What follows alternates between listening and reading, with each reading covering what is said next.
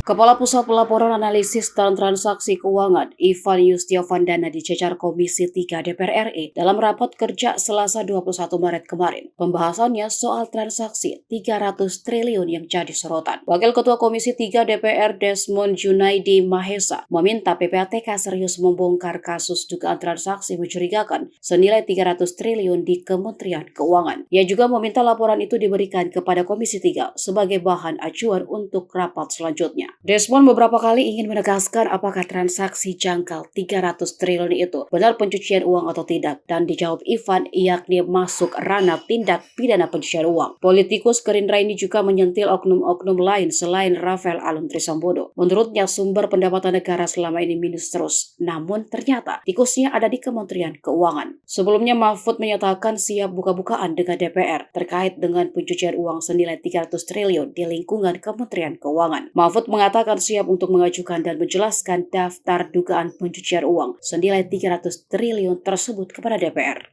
Iya. Karena ini penting. Jangan sampai hari ini cuma bicara 300 triliun. Tapi recehannya tuh di mana aja nih? Ya. Kita ini bicara tentang sumber pendapatan negara. APBN kita minus terus. Ternyata tikusnya ada di sana. Maka informasi PPATK itu jadi sangat penting bagi Komisi 3 dan masyarakat untuk melihat berapa banyak yang dimain-mainkan ya oleh Departemen Keuangan. Nah, data ini Sekretariat kirim surat untuk diminta agar kita lihat, ya, agar ke depan kita bisa lebih jernih melihatnya, bukan angka 300 triliun lebih aja, tapi kita akan lihat materi substansinya daripada 300 itu. Kenapa? Kalau dilihat laporan beberapa kali rapat kita dengan PPATK, PPATK ini kan sangat bagus, luar biasa, proaktif. Selalu memberikan informasi yang bagus kepada penegak hukum.